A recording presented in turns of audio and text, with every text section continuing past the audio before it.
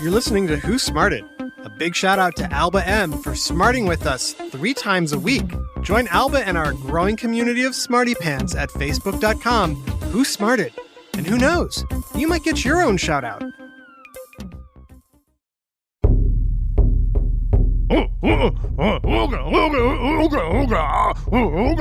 Dude! Ooga ugga. What up, dude? Nothing. What's up with you? Not much. I got chased by a saber-toothed tiger. He almost caught me. That reminds me. Did you see what Oog made in his cave yesterday? Oh, that round thing that rolls? Yeah, he showed it to me. It's rad. Oh, totally rad. I mean, whoa, prehistoric mind blown. Totally. I wish I thought of it. Ooh. What's he gonna call it? Dude, he's calling it the wheel. The wheel. Huh.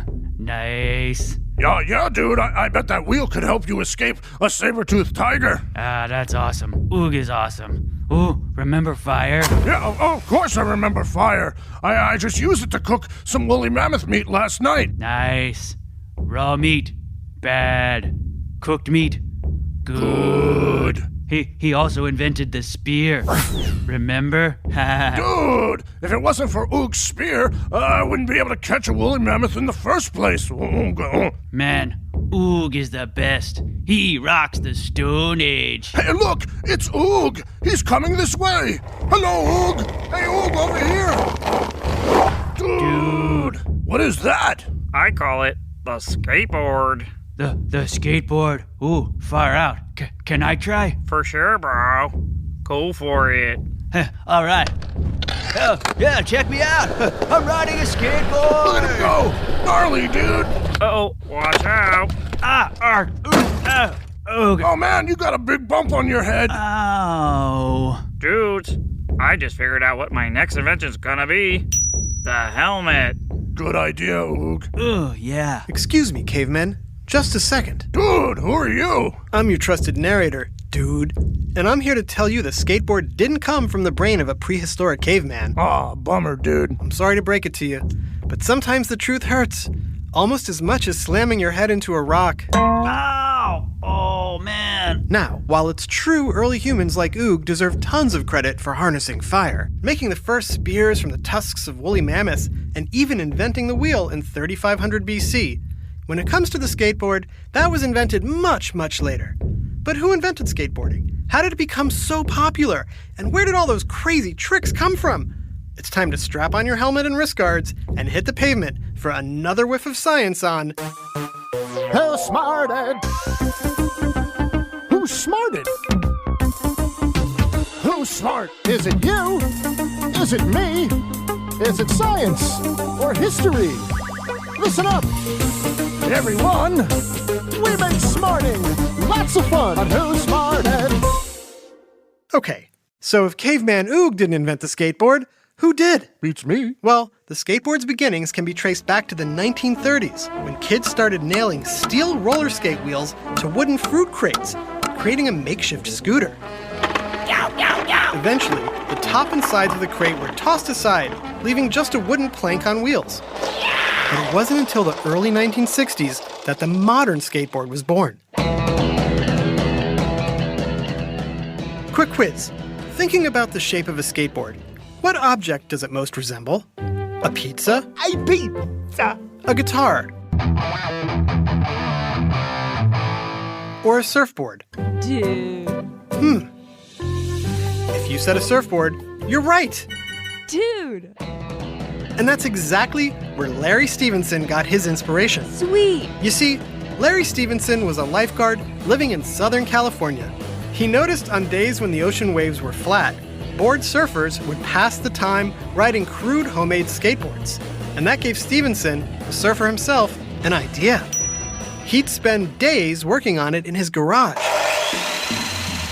Dear Mom, how's the weather back home? It's sunny here in SoCal. Today I designed a new skateboard.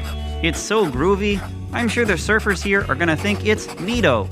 You see, instead of using steel wheels, I made the wheels out of clay. clay wheels make for a way smoother ride. Then I shaped the part you stand on, the deck, to look like a small surfboard. Smart, right? Anyway, I can't wait for you to check it out. Love, Larry. In 1963, Stevenson founded a professional skateboard company, one of the first ever. He called it Makaha, after a surfing spot in Hawaii. Aloha.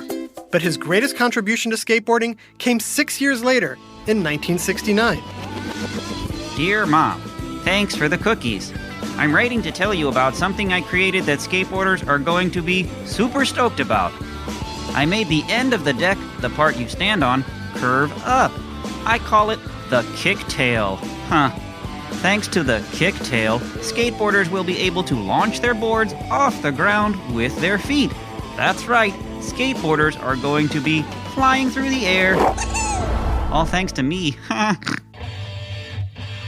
Love, Larry. Larry Stevenson is known as the father of skateboarding, but there were others whose ingenuity helped evolve the skateboard. Like the guy who came up with the wheels. You could say he was the Oog of skateboarding. Ooga ugga. In the early 1970s, Frank Nasworthy decided to swap out the skateboard's clay wheels, which tended to crumble, smoke, or even worse, fall off at high speeds. Instead, he made his wheels out of a plastic called urethane. His Cadillac wheels, as he called them, could absorb shocks better. Suddenly, small rocks on the road were no problem. The new wheels also gripped the concrete better. It was a game changer. Suddenly, skaters were inventing all sorts of new out-of-this-world tricks. See if you can tell which of these are the real names for skateboard tricks and which are fake. I'll name it, and you say real or fake. Ready? Let's go. Ollie. Real. The tuna. Fake. The rail flip. Real. The Godzilla rail flip. Real. The big banana. Fake. The disco flip. Real.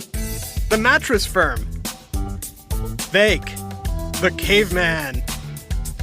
Real. Ooga ooga. That's my favorite. But it wasn't just the addition of the kicktail that kickstarted the popularity of skateboarding.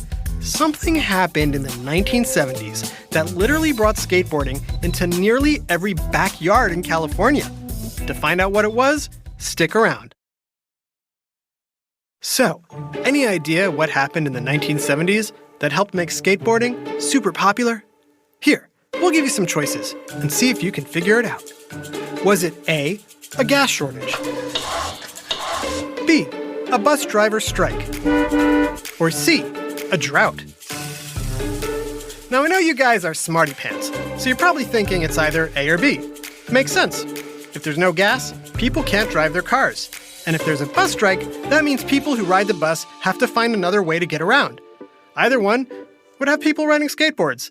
But surprise, it's actually C, a drought. Huh? Check out this news bulletin. We interrupt this podcast to bring you some breaking news. A severe drought warning is in effect for the summer of 1976.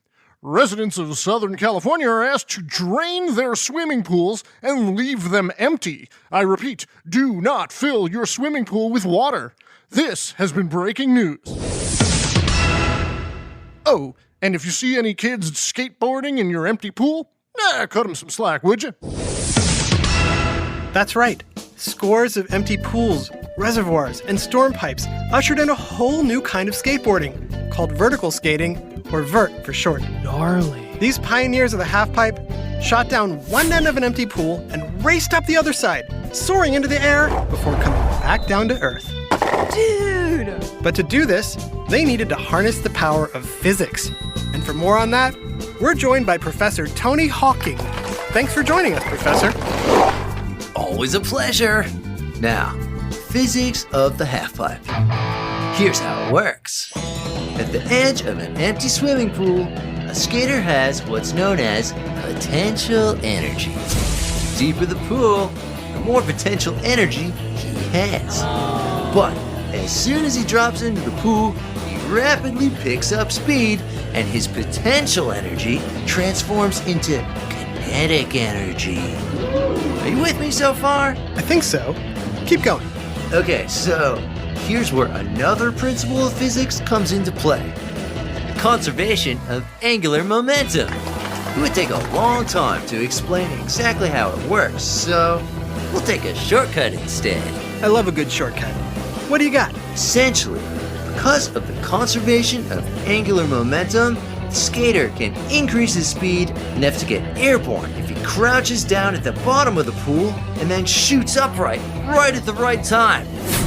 Popping up like that makes him go even faster than just riding the curve, and he can fly off the edge. Look, Ma, I'm flying. And that's how a skater is able to defy gravity. Thanks, Professor Hawking. Of course, these skateboarders in the 70s weren't just breaking the laws of physics. They were trespassing on people's property to use their pools. Hey, you! Get out of my pool! Thankfully, those law breakers actually inspired law makers to build skate parks all over the country, so generations of boarders could master the halfpipe. Today, there are about 3,500 skate parks nationwide, with calls to build 3 times more.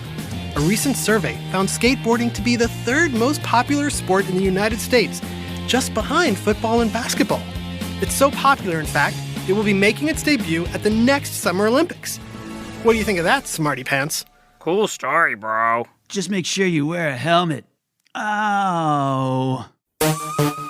Join the Who Smarted community at facebook.com/whosmarted and sign up for our free activity guide at whosmarted.com. This episode, Skateboarding, was written by Rebecca Ratliff Cameron and voiced by Jason Williams, Imogen Williams, Barry Blumenfeld, Adam Tex Davis, Dan Bromfield, and yours truly, Jerry Colbert. Technical direction and sound design by Josh Hahn. Who Smarted was recorded and mixed at the Relic Room Studio. Theme song by Brian Suarez. Lyrics written and performed by Adam Tex Davis. Who Smarted was created and produced by Adam Tex Davis and Jerry Colbert. This has been an Atomic Entertainment production.